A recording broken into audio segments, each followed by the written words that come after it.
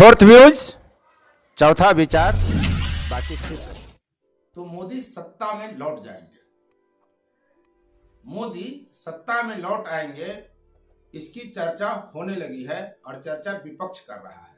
जी हां, आपको याद है कि पाकिस्तान तक में जाकर मदद मांगी गई थी कि ऐसा यदि नहीं किया गया तो मोदी सत्ता में लौट जाएंगे। अब कांग्रेस के एक दिग्गज नेता ने यह बात कही है कि तो मोदी सत्ता में लौट आएंगे यदि ऐसा नहीं किया गया। तो क्या नहीं किया गया और क्या करने के लिए ये नेता कह रहे हैं? कांग्रेस के कद्दावर नेता हैं।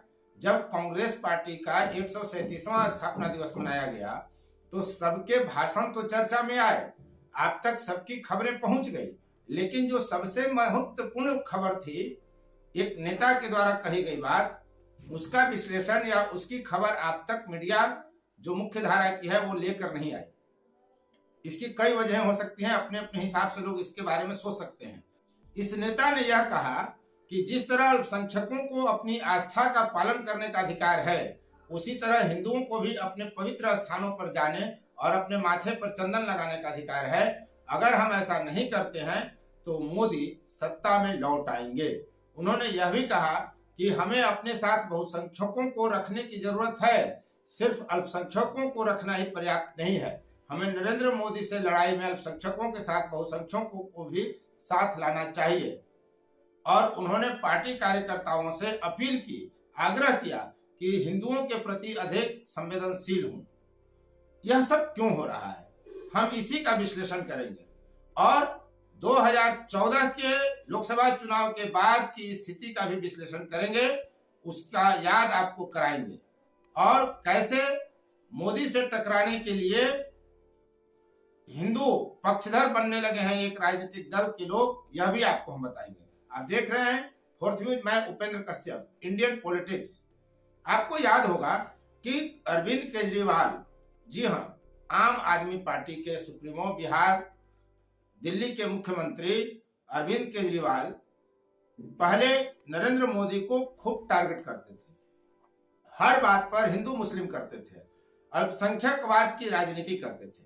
लेकिन जब विधानसभा चुनाव में और लोकसभा के चुनाव में उनको सफलता नहीं मिली, दिल्ली के बाहर के विधानसभा चुनाव में, तो उन्होंने अपनी रणनीति बदल दी और अब आप देखते होंगे कि उनका हमला एलजी तक सीमित है। भाजपा और खासकर नरेंद्र मोदी पर वे आक्रामक बयानबाजी अब नहीं करते और कोई बयान ऐसा नहीं देते जो यह लगे कि वो अल्पसंख्यकों के तुष्टीकरण का मामला बन सकता है। तो इस तरह से उन्होंने अपनी रणनीति बदल दी, अपनी सोच बदल दी और सॉफ्ट हिंदुत्व को लेकर वो आगे बढ़ते हैं। लेकिन कांग्रेस ऐसा नहीं कर सकी। जब 2014 में लोकसभा का चुनाव हुआ और सुपड़ा साफ हो गया कांग्रेस का, 44 पर सिमट के रह गया, विपक्ष का नेता बनने की हैसियत जब कांग्रेस की नहीं रही, तो इसने 4 सदस्यीय कमेटी का गठन किया था। 2006 से 2014 तक देश के रक्षा मंत्री रहे, सबसे कम उम्र मात्र 37 वर्ष में। केरल के मुख्यमंत्री रहे, एके एंटनी की अध्यक्षता में नेतृत्व में एक जांच कमेटी गठित की गई। उसने यह रिपोर्ट दिया कि सांप्रदायिकता बनाम धर्मनिरपेक्षता की लड़ाई के कारण नरेंद्र मोदी का कद भारी पड़ा और कांग्रेस का यह हश्र हुआ। कांग्रेस अल्पसंख्यक तुष्टीकरण में इतना आगे बढ़ गई कि वो हिंदू विरोधी पार्टी लगने लगी, इसलिए उसकी यह दुर्गति हुई। एके एंटनी ने यह रिपोर्ट तो दे दिया, लेकिन इस पर अमल नहीं हुआ। अचानक से 100-125 साल पुरानी पार्टी के विचार बदलने लगे। ये थोड़ा सहज भी नहीं लगता, लेकिन बदलने में वक्त लगते चला गया और 2019 आ गया। 2019 के लोकसभा चुनाव में भी हश्र बुरी तरह पिटाई हुई, क्योंकि कांग्रेस अल्पसंख्यक परस्ती की अपनी सोच से अलग हट ही नहीं रही है। देश बदल रहा है, लेकिन कांग्रेस को अब भी लगता है जैसा कि आजादी के बाद वह ब्राह्मण, हरिजन और मुस्लिम को लेकर राजनीति करती रही, उसे लगता है कि अभी भी हम मुसलमानों को जोड़कर केंद्रीय सत्ता में लौट सकते हैं, भारत सरकार की राजनीति में हम आगे रह सकते हैं। यह होता हुआ नहीं दिख रहा है।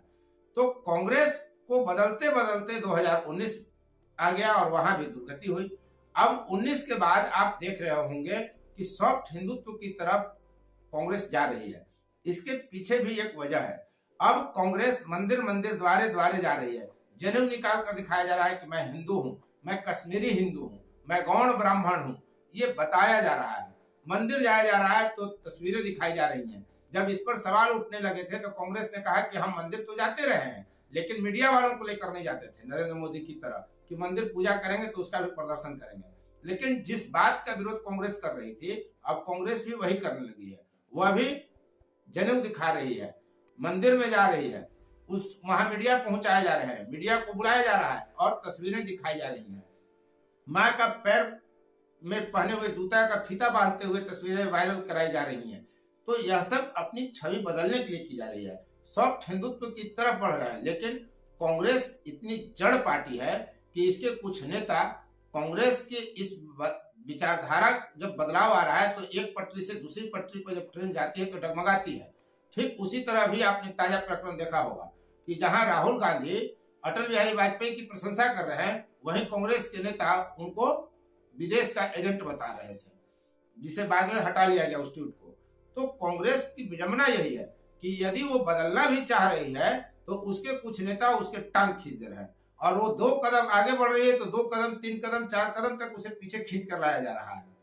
क्या जरूरत थी? जब अटल बिहारी वाजपेयी की आप समाधि स्थल पर गए, जब आप अटल बिहारी वाजपेयी के स्थल पर गए तो फिर वहां आपने प्रशंसा करी, तो फिर आलोचना करने की क्या जरूरत थी उसी दिन? तो ये सब कांग्रेस में हो रहा है। और कहा भी गया, उसके एक प्रवक्ता हैं आचार्य प्रमोद कृष्णन, उन्होंने कहा भी कि राहुल गांधी के अगल बगल जो कुछ नेता हैं वो चाहते ही नहीं, वो कुछ न कुछ इस तरह का काम करते रहते हैं कि राहुल गांधी जो कर रहे हैं फिर खसक जाना पड़ रहा है, 2 कदम आगे बढ़ के 4 कदम नीचे खिसक जा रहे हैं। तो ये स्थिति है। दरअसल जब स्थापना दिवस मनाया गया तो उसमें एक संबोधन ए.के. एंटनी का भी रहा, जिसे गायब कर दिया गया। ए.के. एंटनी कांग्रेस के नेता हैं, 2006 से 14 तक वो रक्षा मंत्री रहे थे, सबसे कम उम्र में केरल के मुख्यमंत्री बने, मात्र 37 वर्ष की उम्र में।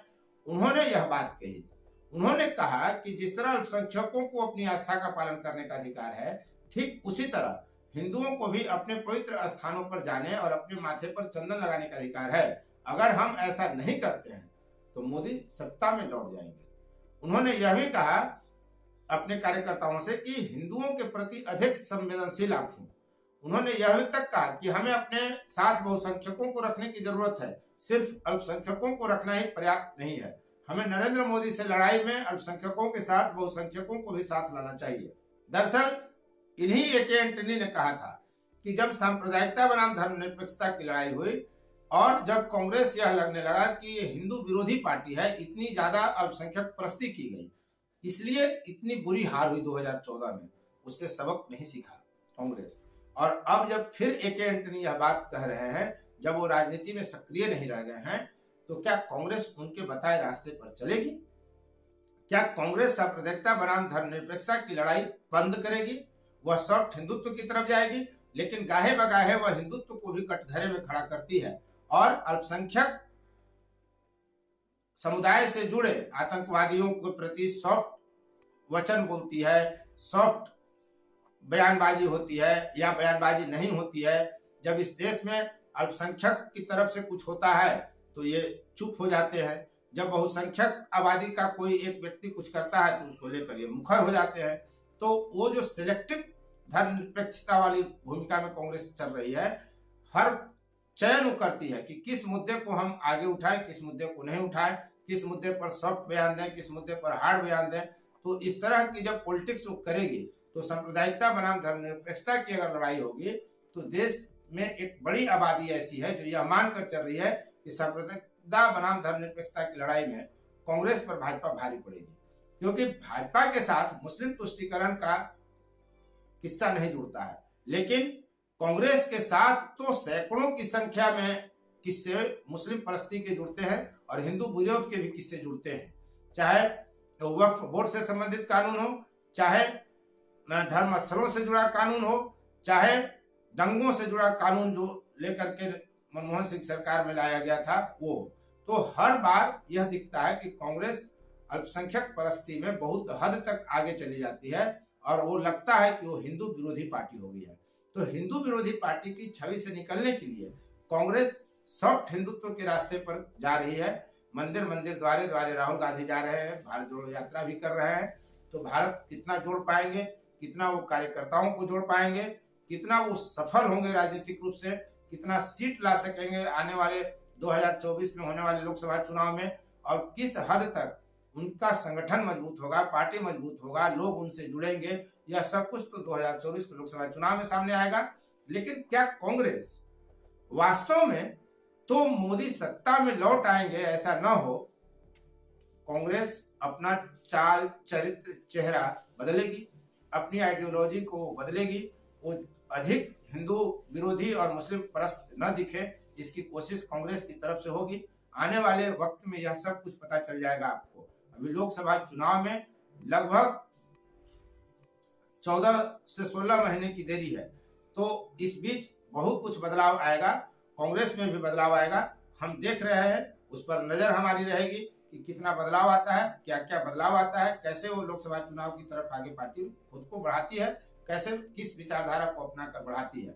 तो अब तक आपके इस वीडियो में बने रहने के लिए आपको बहुत बहुत धन्यवाद।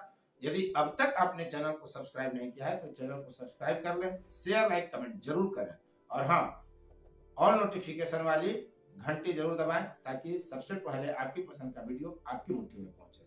अब तक वीडियो में बने रहने के लिए आपको बहुत बहुत धन्यवाद। जय हिंद। फोर्थ व्यूज, चौथा विचार।